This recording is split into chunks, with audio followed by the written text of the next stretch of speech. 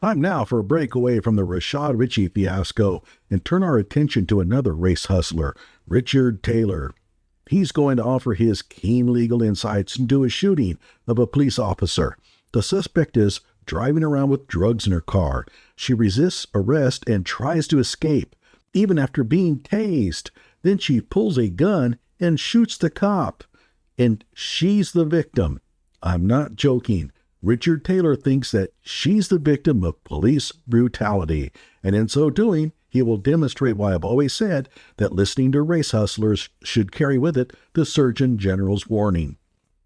Before I begin, it appears that I'll be joining Nate the lawyer on an upcoming live stream to talk about Rashad Richey, so be sure to keep your eyes peeled for that one.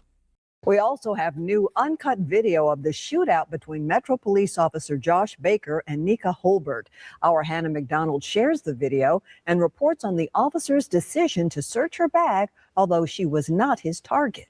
An attempt to make it sound as if the police officer shouldn't have searched her bag. A little bias, perhaps? Is anybody in there with you? For the first time, we're hearing Nika Holbert and Officer Josh Baker meet face-to-face on Friday. This is the uncut footage from the officer's body camera. It shows Holbert giving him her non-driver ID card and explaining the car she's in is no longer Damon Buchanan's, who Baker thought he was pulling over. Where's he at? I have no idea. Is there anything illegal in here I need to know about? Weed. Where's that at? Weed. Hey, news lady.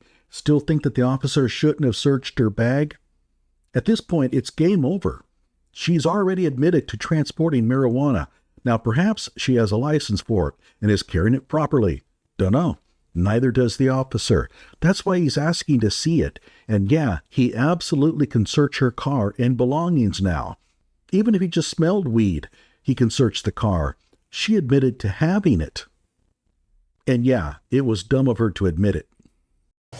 After spending a few seconds leaned over into the car, Baker asks Holbert to stop.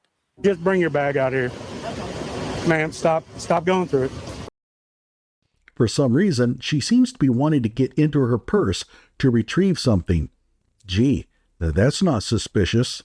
We need to know the backstory.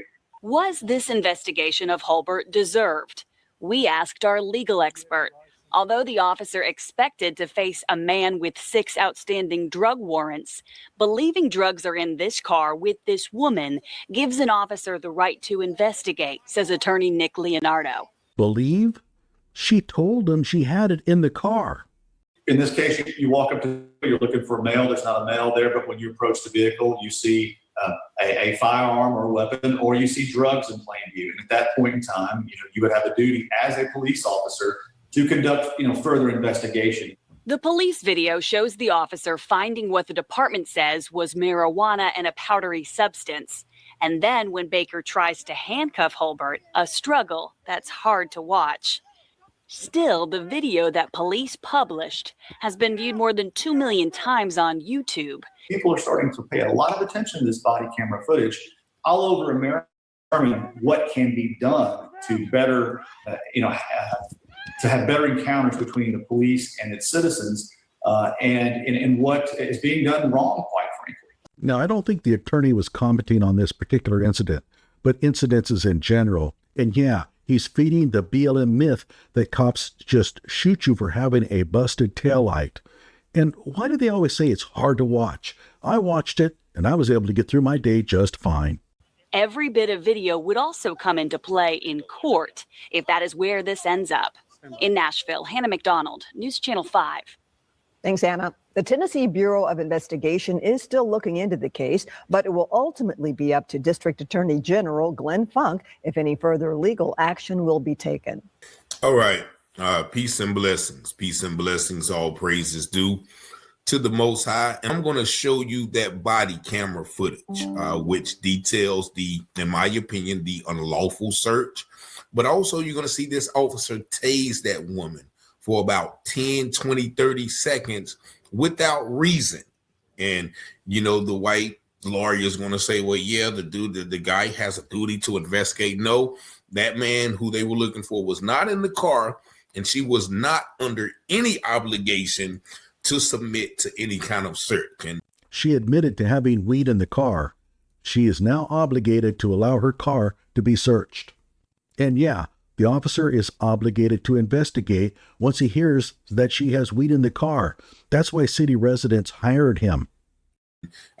We have to realize when police officers ask us questions, we're under no duty to answer it. And, you know, the young lady was eventually shot. You're going to see the shootout, but she was shot and eventually perished. And I haven't done the research, but I'm pretty sure this officer was not reprimanded. But without further ado, I'm going to play this video, which details the whole encounter. I may have to stop it at certain points just to point out some things, but I'll try to let it play in its entirety so you guys can see from my perspective of an encounter that shouldn't have even been. Once they found that he was not in the car, all right, ma'am, I'm going to let you go. No need to search the vehicle. All right, go ahead about your day.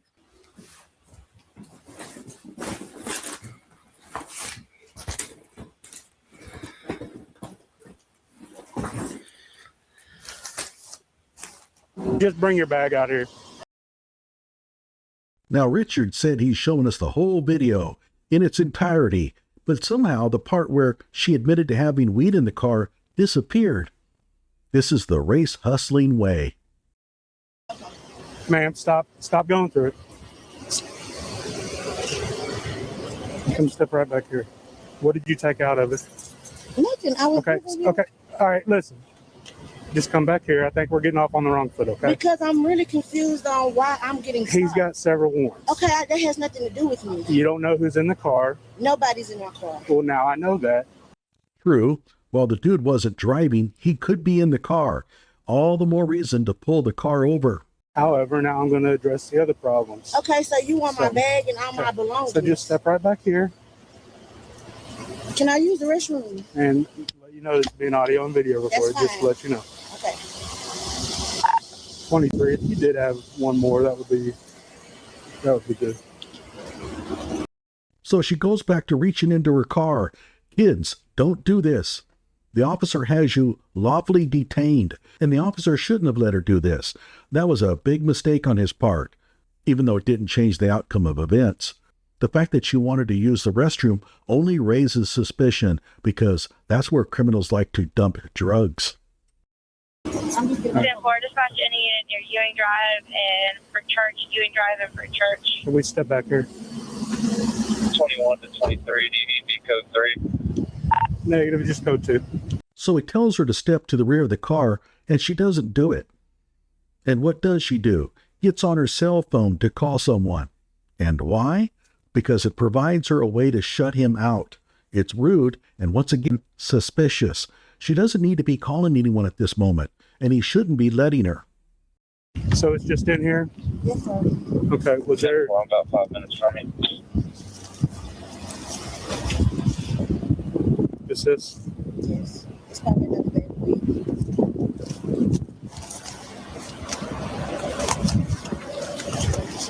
Hey, Mom, I need you to come to Alpha Trinity Lane right here where Seco is, the Dollar General. 23 to 25. I just got pulled over because the my name is on the car, and he wanted to know if he was gonna call me. He's not even called me, but I do got weed. Hey, are you available? She's calling her mom to that location. Why? If you haven't done anything wrong, why would you need your mom to come? I'm right here at the Dollar General, and We can be in a couple minutes. by the Brick Church Brick Church and Ewing. 13,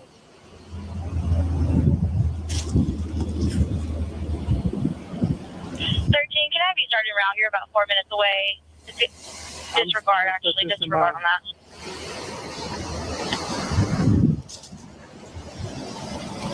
Why is the officer letting her get into her bag? That bag should have been secured.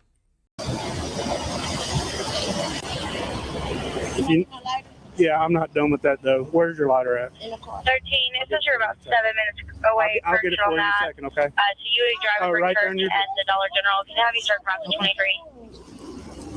You scaring me. Thank you.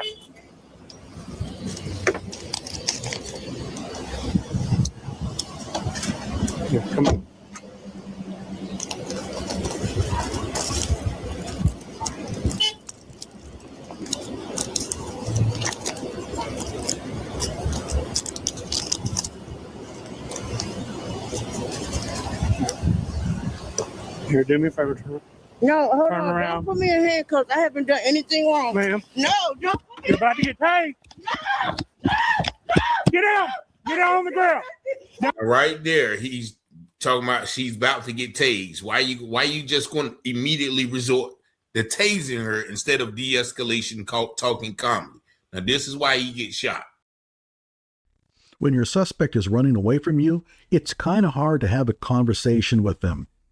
He could just tackle her, but that would just increase her chances of being hurt. You'll see why in a moment.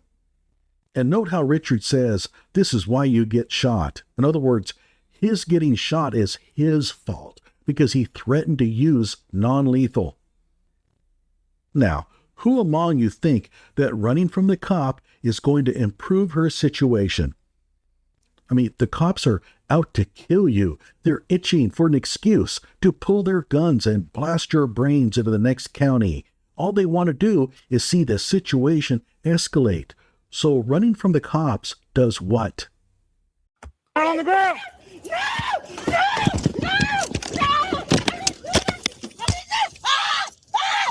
And now he's just tasing her.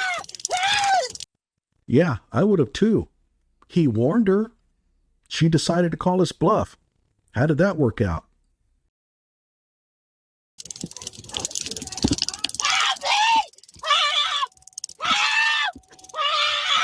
I didn't do nothing.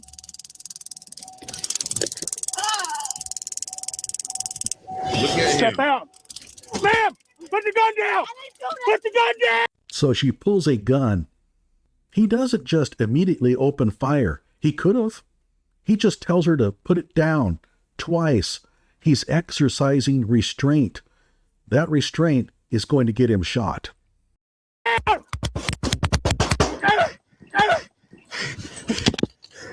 22 shots fired. Shots fired. 10-4, 13, keep at that code 3.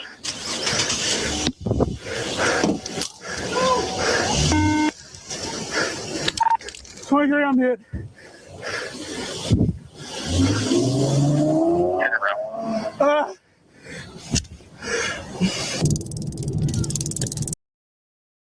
Yeah, I wouldn't want that guy tackling me.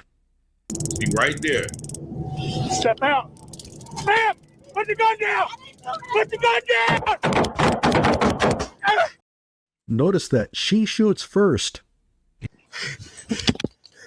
22 shots fired. Shots fired. 10-4, 13, keep at that code 3.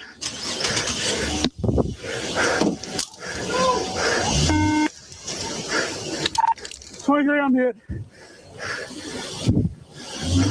Could the cop open fire on the fleeing car? Yeah, absolutely. She's driving a dangerous weapon, armed, has committed a felony, and is attempting to escape into the public. He decides not to. Credit to him. That could have injured other people, and his chances of hitting her weren't very good. All right, so we're going to stop it right there. And you can see from the video that this first of all, how did he pass the physical test? Anyway, when the lady starts to run away from him for fear of being arrested. Fear of being arrested? That's not a rational fear. The first thing he instantly does is pull out his taser. You're about to get tased. You're about to get tased. She's like, no, I didn't do anything. Why must that be your first result? Someone doesn't want to be arrested. I don't know anybody who does want to be arrested. You know, you have to expect, you may have to chase them. You may have to, wrestle them down, but you don't have to automatically resort to tasing.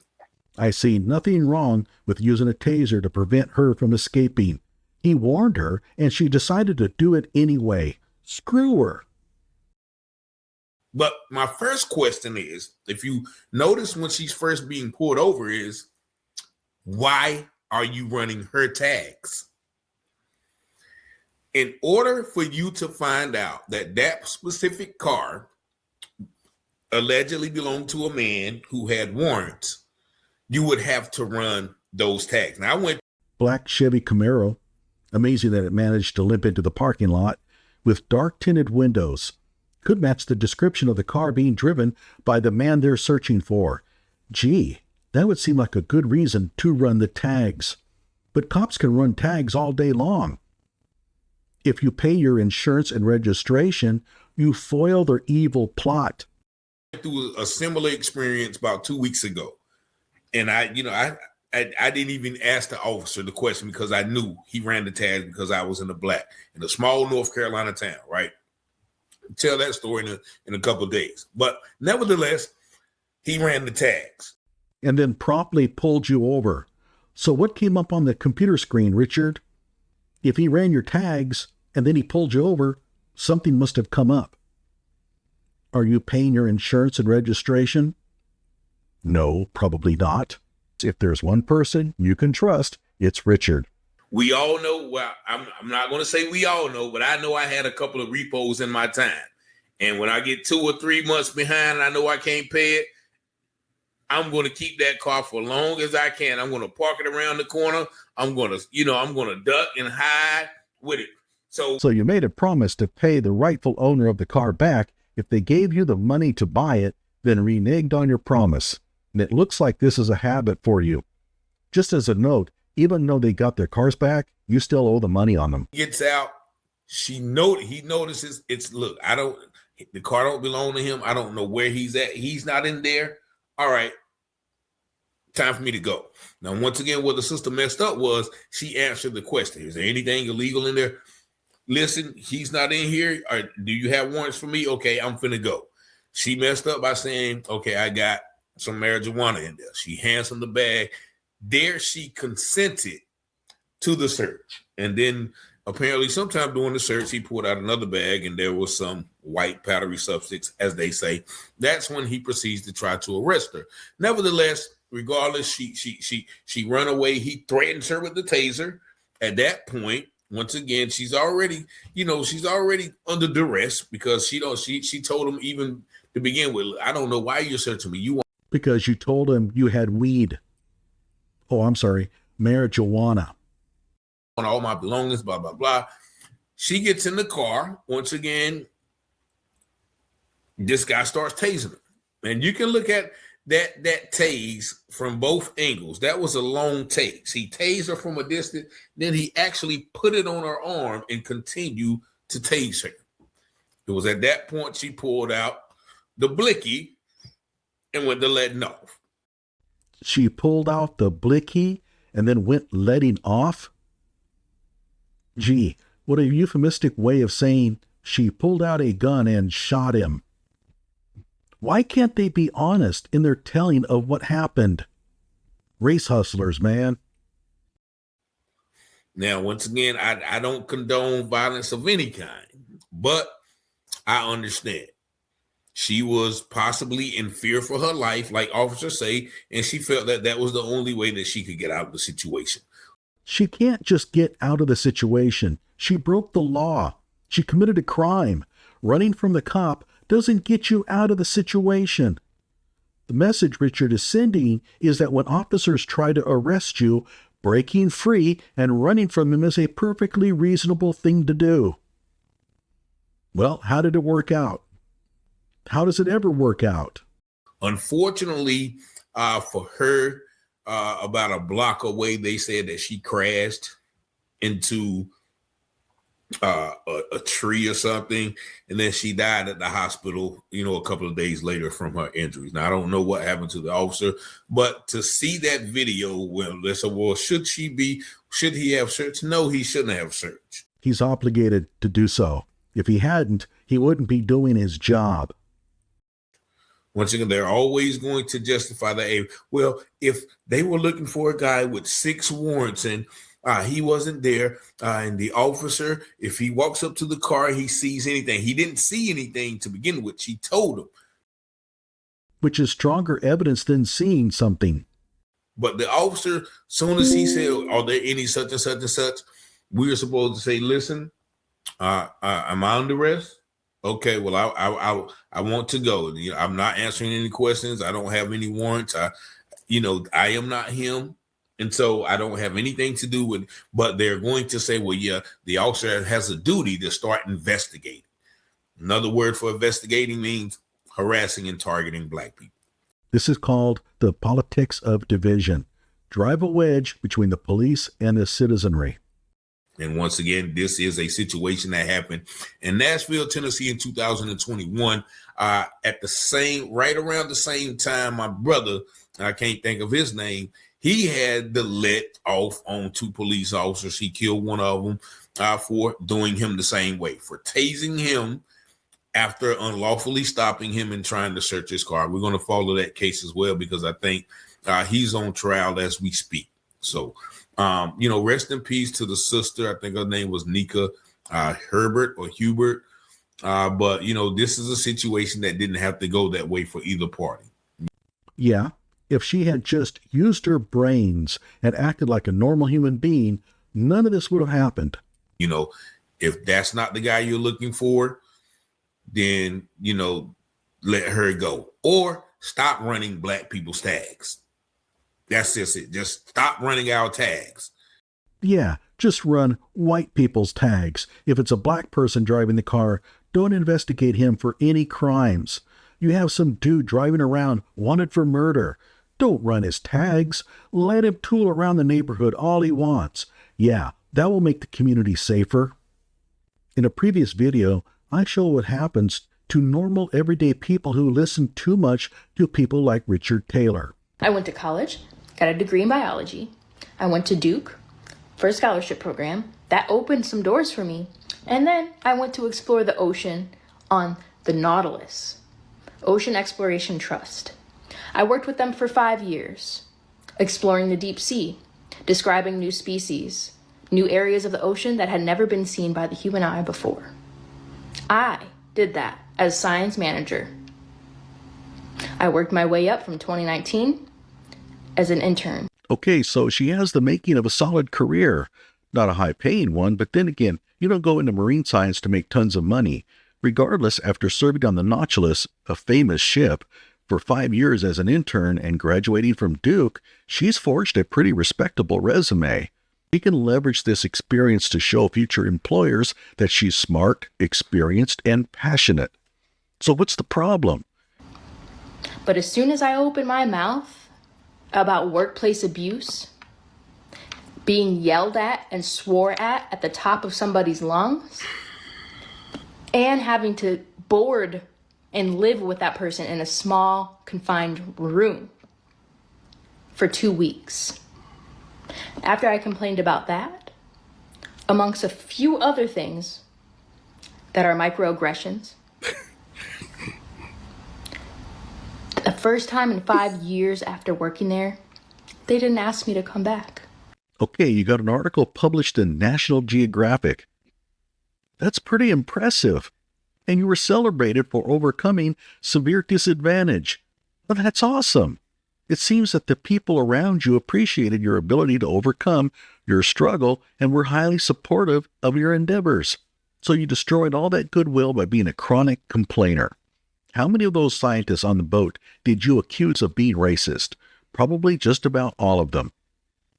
But Richard and Rashad and the amazing Lucas and introvert Rockstar and all them convinced her that she couldn't be happy. There might be racist people on that ship. And so she filed complaint after complaint and got booted from it. Now she's unemployed and homeless. This is what happens when you listen to people like him. Like my video and subscribe to my channel.